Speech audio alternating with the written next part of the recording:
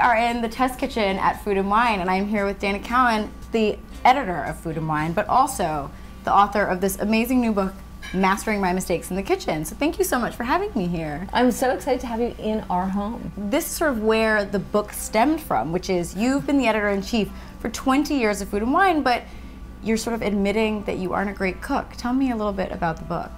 Well, it's true. It's shocking to people that I could have been the editor for 20 years, but we're in the test kitchen. Every day I get fed in the test kitchen. I mean, I'm tasting recipes, of course, but at the same time, I'm fed, so I don't go home and have to cook. I was able to keep the secret quiet for quite some time, so I decided to ask 65 great chefs to teach me the perfect technique to make very simple home cooking recipes. Where did you even begin of saying, okay, like, what do I even need to know?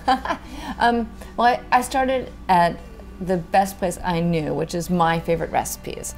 And as a cook, because I'm not a great cook, I go for simple, supermarket ingredients. From those recipes, I thought, well, who's the perfect chef to teach me? And so I went from the recipes to the chef and said, okay, my vegetables, they always burn on the bottom and are raw on the top. April Bloomfield, can you tell me how to fix this?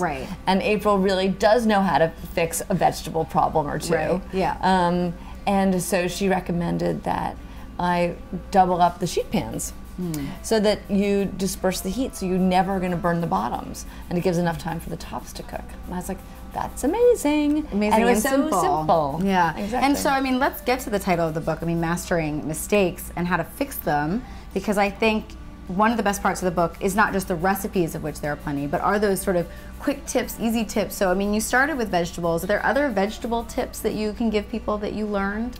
Oh, I had a great time talking tomatoes with Tom Colicchio. He's a man who loves tomatoes.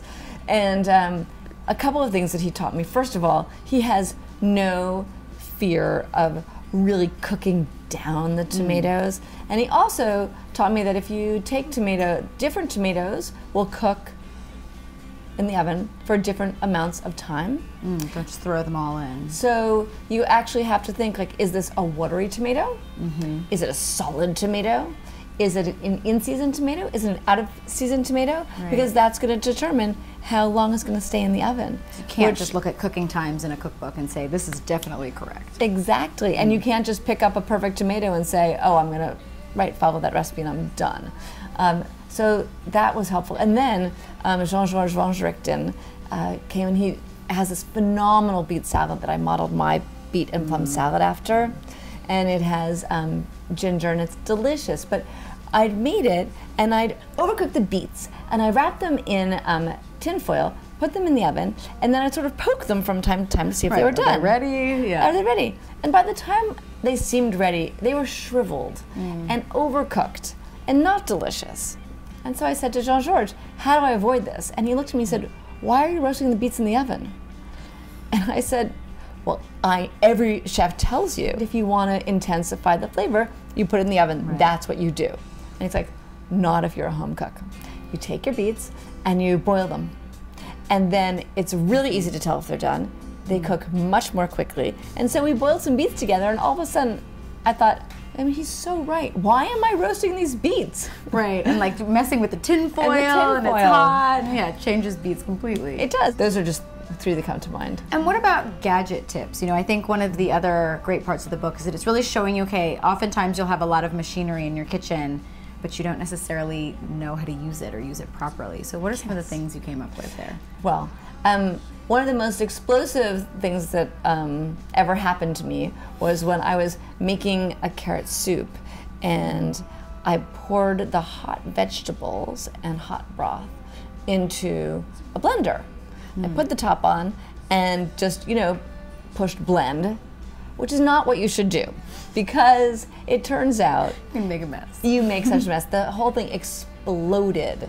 So now I know that if you're ever going to put hot liquid in a blender, you need to take the plug out to let the steam escape. You put a towel over it, and then you blend, and then it comes out just fine. And if that all sounds too intimidating, what you really want to do is take an immersion blender and just use a stick blender, go right in into the pot. That was such an equipment epiphany. What do you think you learned in this process about making desserts? Because you have savory items in the book and you also have some desserts. It's true. I mean, some of the desserts in the book are the easiest things I make because I love dessert so much. Right. So I gravitate towards things that are simple, like a chia seed pudding with, mango. Absolutely cannot be screwed up. And the thing that wasn't healthy that we did was deeply decadent and dessert and unmess-upable is the challah ice cream bread pudding. Oh. And so instead of doing eggs, and I used ice cream, which is a tip I learned from Jenny Britton Bauer from Jenny's Ice Cream. She would know. She knows everything. She can use ice cream like in a pan sauce. She recommends, so I recommend, that you use like a really full fat ice cream like a Haagen-Dazs. That you can't use just any ice cream. Thank you so much, Dana, for teaching us all about the amazing tips that you've learned from all of these great chefs. And obviously, if you want to pick up the book, it's called Mastering My Mistakes in the Kitchen. Thank you for having us here at Food and Wine. Really appreciate it. Thanks for coming.